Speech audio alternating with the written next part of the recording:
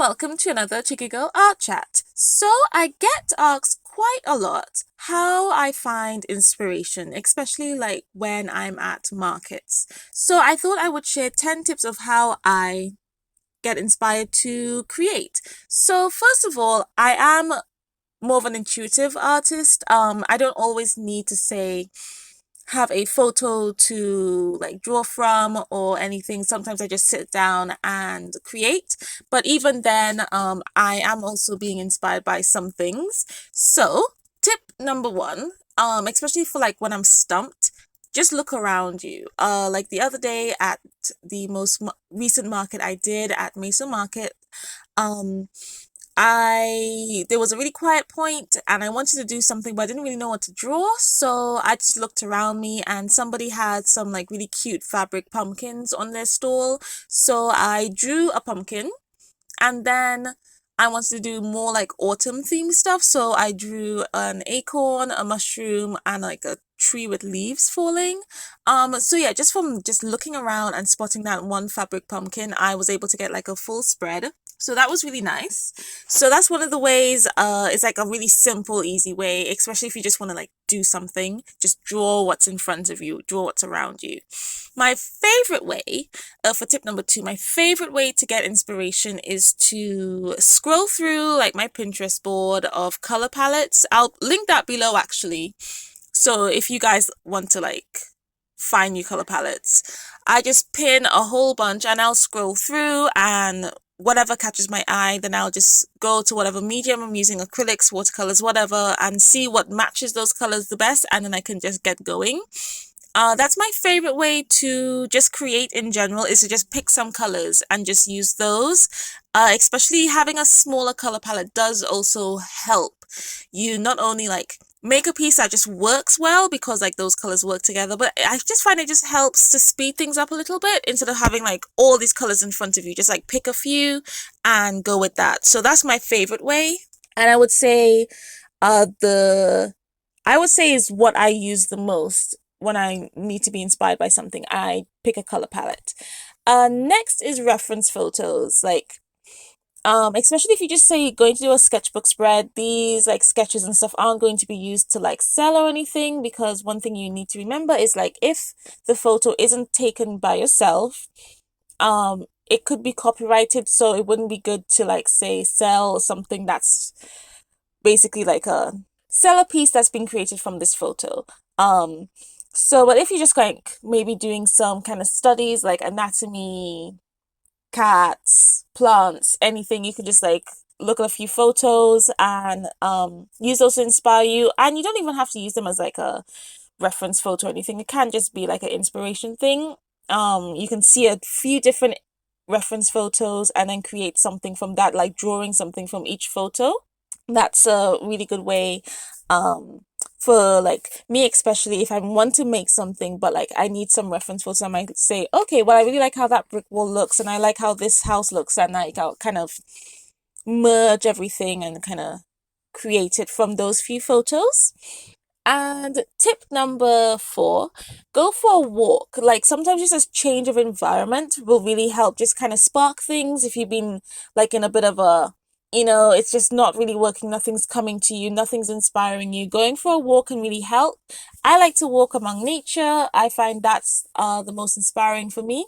Or places with really gorgeous architecture. Like when I was in Lisbon a few years back, I really loved the tiles on the building, and just the color palette was pretty much like red, yellow, and blue, but like different tones, and some like was kind of pastel, some was a little bit brighter. And of course, then with like this very, old European town look as well. It was just really pretty, and I just love the color palette of that city. So yeah, going to places that say kind of just sparks interest and stuff will also help. And you might then take some photos. So like this is going on to like step 5. taking your own photos to use as reference photos, I find is like another step because it's something that you've seen that inspired you. And I find that kind of sparks more for me than just say using a random reference photo. For me, like reference photos are mostly for if I'm not too sure how to draw something and I'll practice from that. But if I see something, like I saw some really pretty acorns one time, so I was like, oh, I need to take a picture of that and I would love to paint that one day, or like a sunflower, or when I was at a maze and it was like a maze of maize, so basically like corn, and there was like different colors of corn and they just looked so pretty. So I took a bunch of photos of those and there was lots of ladybugs. So yeah, taking your own photos can be like an extra step.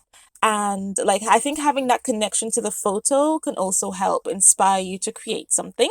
Step six. Now, this may not work for everybody. It doesn't even work for me most of the time, but sometimes dreams can be a really good inspiration. This one time I had a dream about these really gross creature things. And I just couldn't get them out of my head, which is surprising because majority of the time I forget my dreams like as soon as I wake up. But yeah, I couldn't get them out of my head and it was a really clear image. So I decided to paint them. And I don't tend to paint like creepy things ever, really. But they turned out really like good. Like I was really pleased with them. I was really proud of myself for like making it look so much like what I had in my head. So that could be like also a really good way, especially if you're someone who does remember your dreams. Um yeah, because I think it's just really cool to kind of paint something that your subconscious kind of came up with. Tip number seven is movies. Sometimes like I'll see something in a movie, um, and I might interpret it in a different way and kind of use that as inspiration. Like I saw a trailer once, that inspired this like floating city painting I did a while back, and it was like land being raised up. I can't actually remember the trailer it was from, but I saw that and I was like, ooh, floating city. And that's what inspired me to create that piece. So yeah, like movies, or even actually to add on to the movie thing, songs too. Songs I find is also really nice because for me sometimes like when I'm listening to a song I might imagine different things. So sometimes that can also help inspire me to create something. And then tip number eight is prompts. Any kind of prompts, whether it's like prompt cards, which I have a few of them. You can make your own or buy them.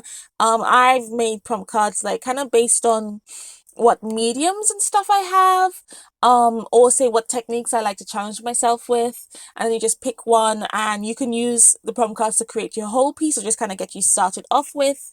Especially for mixed media, I find that helps a lot for me, at least. Or art challenges is also perfect. You have a whole prompt list. Um, to challenge yourself for like over the month. Or you can just find random prompt lists. Like if you like Google or look up prompt lists like on Pinterest, you'll find a whole bunch of prompt lists. And yeah, that's a really good way to not only inspire you, but sometimes challenge you if you're feeling for a challenge. Just kind of pick something. And I know that there's also like kind of prompt list sites. I've never used them before, but I've seen them in other people's like art videos. Um, I also know there's sites where you can like click something, it'll just come up with a random color palette for you. So you can also look into those as well if you're looking for like different prompts or you want it to be really random.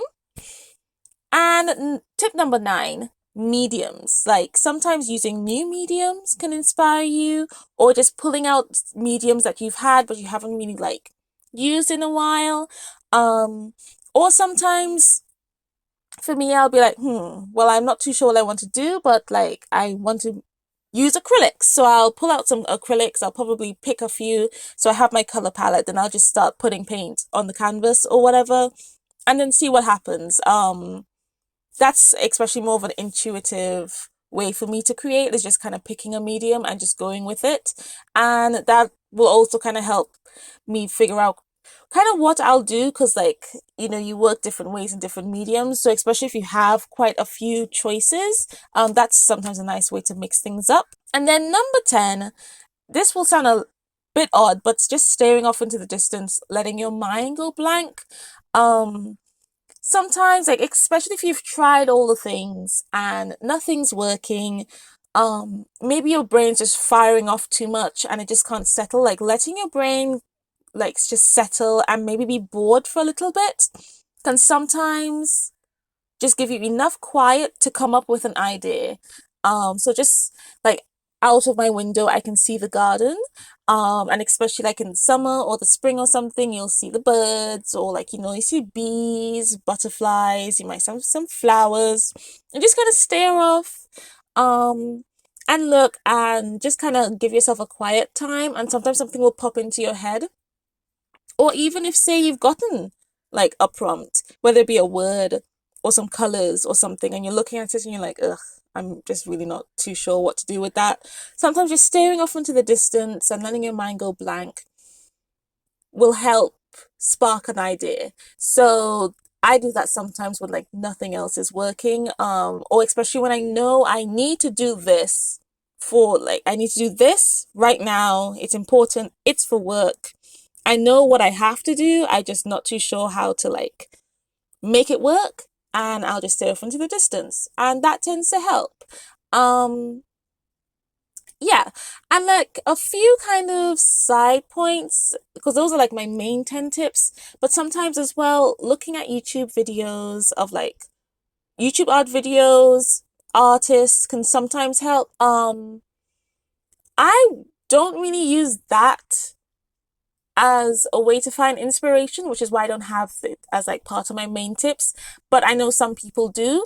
Um, yeah, I don't really that much. Like, I might sometimes go, oh, actually, that's pretty cool. Or what I might find is if I'm watching an artist like follow prompts and I like those prompts and those prompts have inspired me, that's what I'll like do.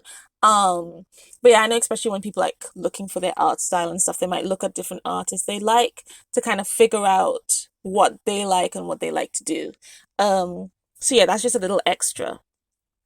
So yeah, let me know, like, how do you find inspiration? Do you use any of those techniques? I know there's quite a few. It literally all depends on what's going on, but my main ones is definitely color palettes, prompts, looking around me, and just like letting myself be bored for a bit. So yeah, so I hope you enjoyed the podcast. Before you go, I just wanted to remind you that I still have some tickets available for my mixed media ornament workshop, where it's beginner friendly and I'll basically teach you how to decorate a wood slice with a few mixed media techniques to create a lovely Christmas ornament. So I will have links down below. It's at Much Ado Events, um, local to like the Maidstone area. So I'll have links down below if you would like to book a spot.